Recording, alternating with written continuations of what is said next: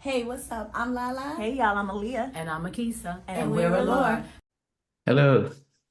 Hey, How you doing? hi, how are you? Doing well, thank you. Good. Um, now, I Mhm. I know that Jay was telling me that somebody wasn't going to be able to make it, or is it Yeah, Lolly, she's not feeling well, so it's gonna be me and Akisa today. okay? Okay. Yes. Is she dialing in separately, or are you both there? She's gonna come and she should be in here in a few minutes. Okay, okay, okay. Yes. Where are you guys based? New York. Okay, okay. Yes. Hmm. Yes, okay. No, yeah, it's gonna be good just to get just be able to hear you guys' story and for our international group and audience just to see where how things have been and what you guys are up to now. Well, thank you. We appreciate you for having us. Thank you so much.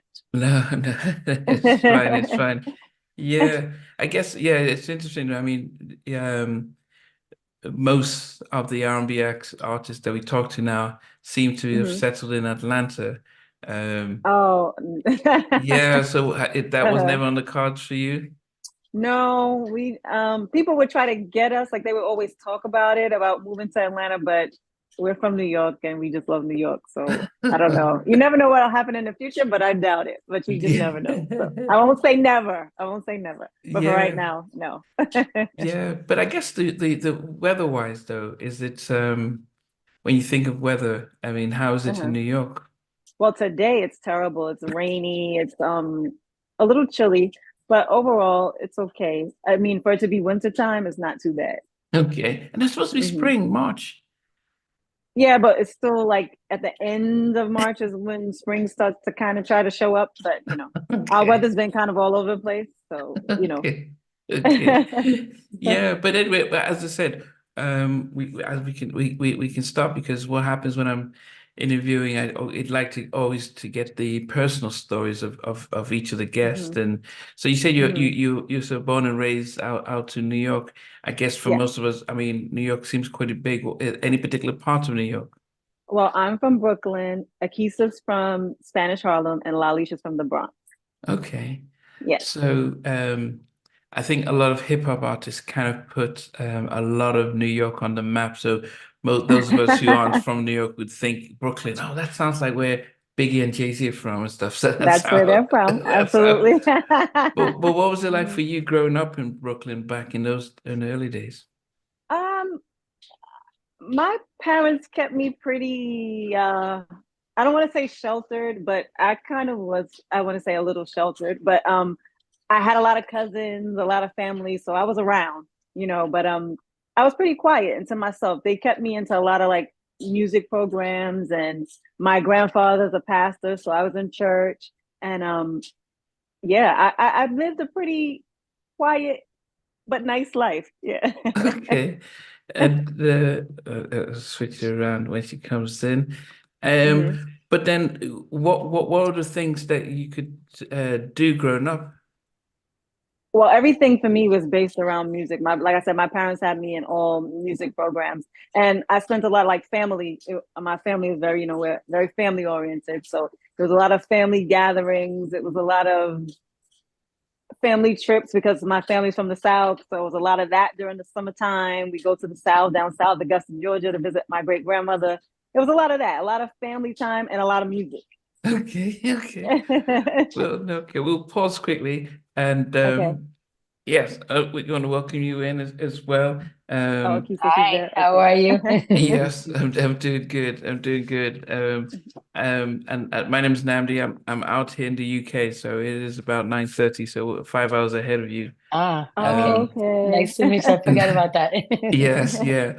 But as I said, I was just going through just getting a geography lesson because we have an international audience, and so they're very much keen on the sort of the genesis of where favorite groups come from individually and things as Mhm. well.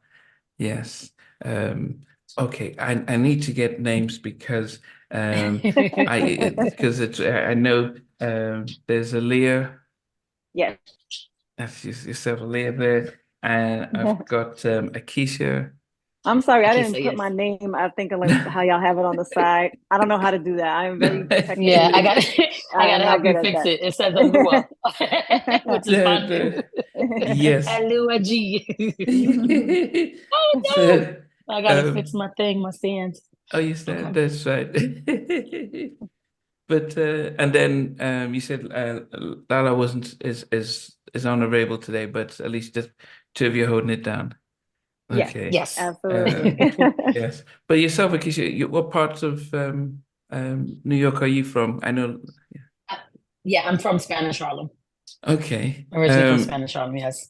I guess that needs some explanation to those of us who only know of Harlem. What is this? Yeah. Well, it's Harlem, it's Harlem as a whole, but there is a little small section that's considered Spanish Harlem because there's a lot of, Hispanic people that live there or whatever. So and El Barrio, La Marqueta, if you're familiar with those places, those landmarks in New York in a specific place in Harlem, then you kind of get where the whole Spanish Harlem thing comes from. Okay. I take Yes. it That's then. where I was born and Are raised. you from? Are you Latino then, or Yes. Yes, Puerto okay, Rican. Puerto Rican? Okay. Has Yes. Puerto Rico considered Latino, or is Yes. it? Yes. Yeah. Uh-huh. Yep. Okay. Okay. There's different types of Latinas, but mine is I'm Puerto Rican, Boricua. Okay. Okay. Hasta la muerte. Okay.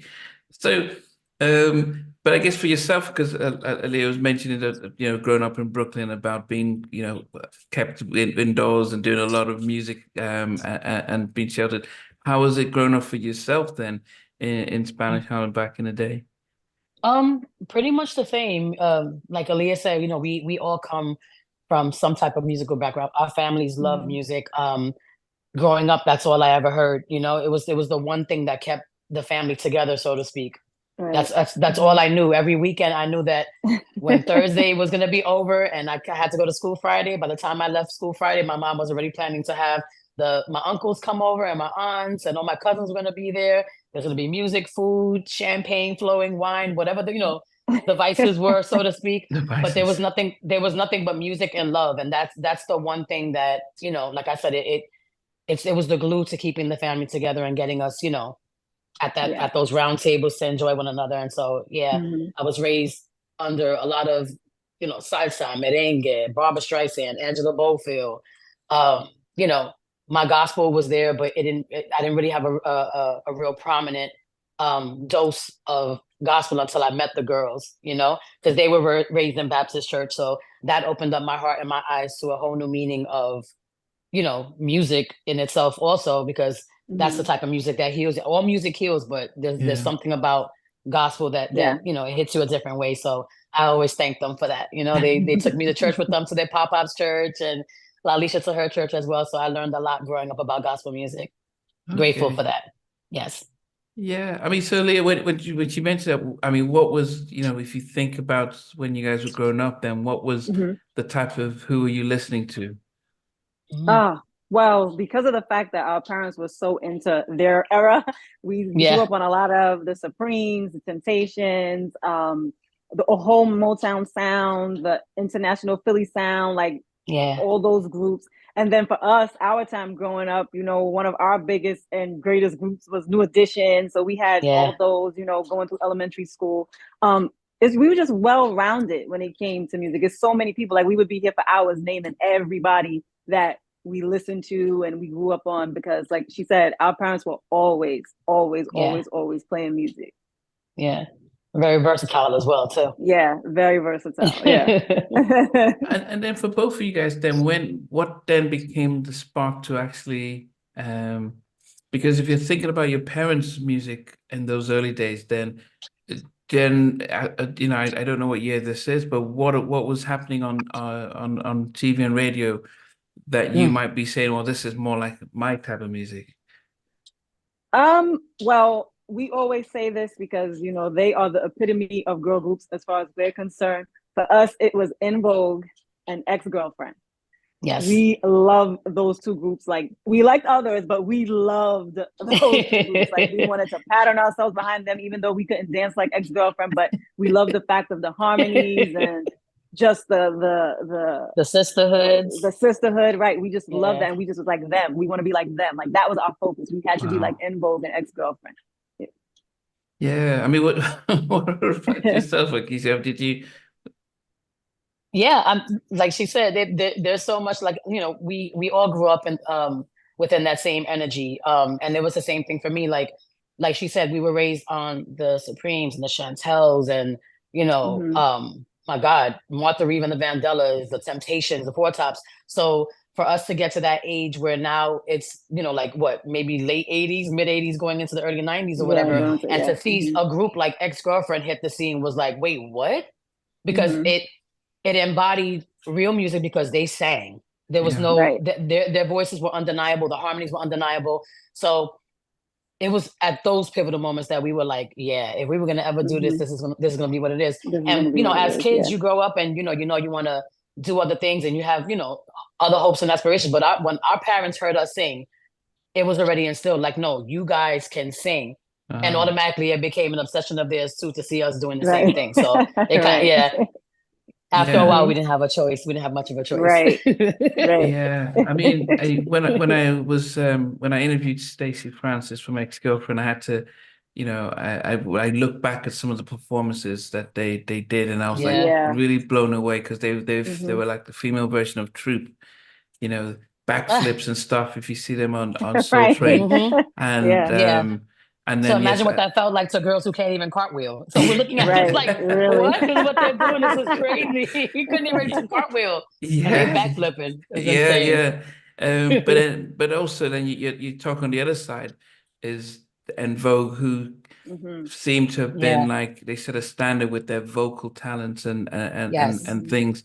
So, but they didn't incorporate the dance as much as say Ex-Girlfriend. So did They but had moves. Yeah, they had choreography. There Yeah, they was had more they were sensual. sensual move Yeah. steps, those kind of Yeah. things, hand movements, little body shaking, A little bit of that hips. kind of Yeah. yeah. Hey guys, thanks for watching. Thanks for being a part of Halftime Chat. Please remember to subscribe, share, and comment. But most importantly, why don't you become a member of Halftime Chat? We've got amazing videos, amazing perks, and being able to support the channel. But anyway, thanks for watching. Take care. I begin to